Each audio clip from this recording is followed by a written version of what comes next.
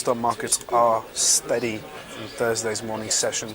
The UK's FTSE 100 index is up about 0.2%, while the Euro Stoxx 50 index is higher by 0.3%. In the currency markets, the euro is very much steady against the dollar, and in the peripheral bond markets, both Spanish and Italian bond yields are also relatively calm.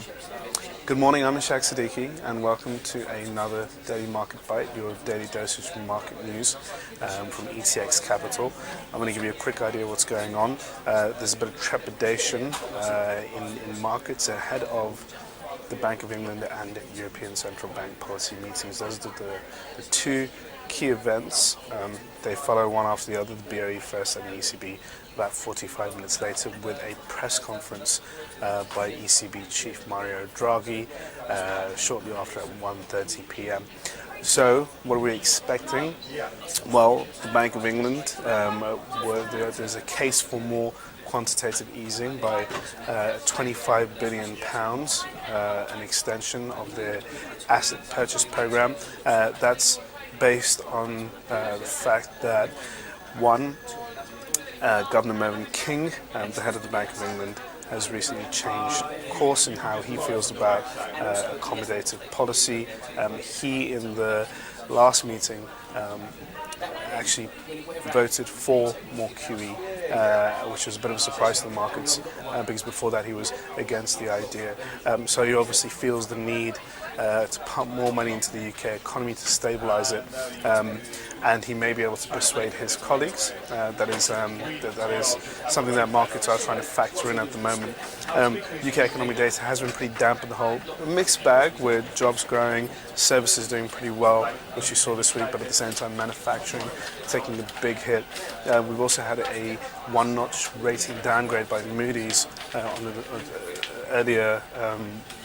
towards the end of last month, around the 23rd, on a Friday night, 23rd of February, could have been 22nd, but it was a late night Friday downgrade, and markets reacted to the news on Monday, where we saw a big drop-off in sterling, which reflected a bit of hesitation around the UK economy.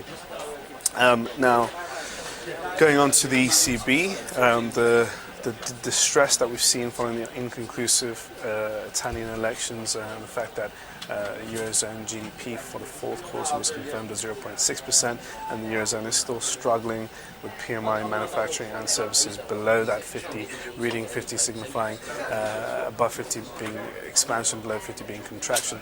Obviously puts a case for a 25 basis point rate cut. However, for both central banks, markets are of the view by consensus that they will stay on hold and wait for more developments.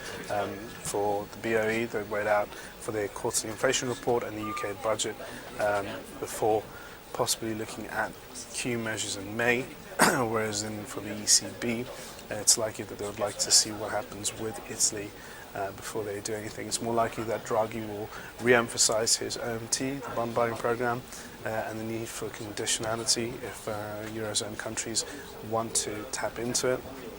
And at the same time, he will maintain a pretty accommodative stance, just like his peers in the UK and in the US. Now, in terms of what else is going on, we've got a Spanish bond auction, which is legally awaited. It's out soon.